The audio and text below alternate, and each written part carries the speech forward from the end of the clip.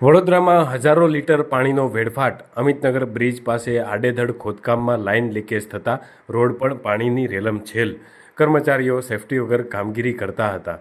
વડોદરા શહેરમાં હાલમાં ચાલી રહેલા કાળઝાળ ગરમીમાં નગરજનો પીવાના પાણી માટે વલખા મારી રહ્યા છે અને પાલિકાની વડી કચેરી ખાતે મોરચો જઈ રહ્યો છે. ત્યારે બીજી તરફ અમિતનગર બ્રિજ પાસે પાલિકાની આડેધડ કરવામાં આવેલી કામગીરીને લઈને લાઇનમાં લીકેજ થતાં હજારો લીટર પાણીનો વેડફાટ થયો હતો. રસ્તા પર પાણીની રેલમછેલ થતાં લોકો મુશ્કેલીમાં મુકાઈ ગયા હતા. સ્માર્ટ સિટી વડોદરા શહેરમાં એક તરફ કેટલાક વિસ્તારોમાં લોકો પાણી માટે વલખા મારી રહ્યા છે, તો બીજી તરફ પાલિકાની કામગીરીમાં બેદરકારીના કારણે લોકો ત્રાહિમામ પોકારી ઉઠ્યા છે.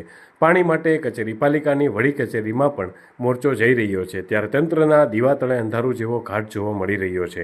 અમિતનગર સર્કલ બ્રિજ પાસે પાલિકાના પાણી પુરવઠા વિભાગ દ્વારા કામગીરી કરવામાં આવી રહી છે. આ કામગીરી દરમિયાન મોડી રાત્રે પાણીની લાઇન લીકેજ થતાં હજારો લીટર પાણી વેડફાયું હતું. રોડ પર પાણીની રેલમછેલ જોવા મળી હતી.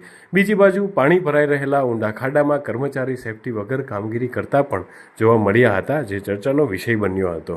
વડોદરા શહેરમાં આવેલ અમિતનગર બ્રિજ પાસે હાલમાં જે કહેવાય છે કે પાણી પુરવઠાની જે કામગીરી થઈ રહી હતી, પરંતુ જે લીકેજ બંધ કરવામાં આવ્યું હતું, ફરીથી જે કહેવાય છે લીકેજની અંદરથી હજારો ગેલન પાણી વેડફાઈ રહ્યું છે. અને જળ એ જીવન છે, એ રીતનું સૂત્ર જ્યારે માનનીય વડાપ્રધાન આપતા હોય ત્યારે ખાસ કરીને વડોદરા શહેરની અંદર પાણી પુરવઠા દ્વારા જે કહેવાય છે કે આડેધડ ખોદકામ કરવાના કારણે આજે પાણીની લીકેજની ઘટનાઓ ઘટે છે. એટલે ખાસ કરીને હું આપના ન્યૂઝના માધ્યમથી અપીલ કરું છું કે જે આ કોન્ટ્રાક્ટર છે, સાથે સાથે જે અધિકારીઓ છે, આ આજે કોઈ પણ સુપરવાઇઝર પણ જોવા નથી મળી રહ્યો. સાથે જે કર્મચારીઓ જે અંદર પાણીમાં જે ઉતર્યા છે, આજે સેફટી વગર જ્યારે ઉતર્યા હોય અને જો કદાચ એને જાનમાલને નુકસાન થાય અથવા તો કોઈ પણ જાતની કોઈ હોનારત ઘટે તો તેનો જવાબદાર કોણ? એટલે ખાસ કરીને વડોદરા શહેરના મ્યુનિસિપલ કમિશનર સાહેબ, મેયર સાહેબ, ચેરમેન સાહેબને અપીલ છે કે જ્યારે નાયક પિક્ચરના અનિલ કપૂરની જેમ લોકોને તમે જ્યારે નોટિસ ફટકારતા હો છો, એનઓસી ચેક કરવા માટે જતા હો છો, તો ખાસ કરીને આવા પાણી પુરવઠાના અધિકારીઓ, આવા પાણી પુરવઠાના કોન્ટ્રાક્ટરોને તાત્કાલિક ધોરણે બ્લેકલિસ્ટ કરવા જોઈએ અને આવા અધિકારીઓને સસ્પેન્ડ કરવા જોઈએ,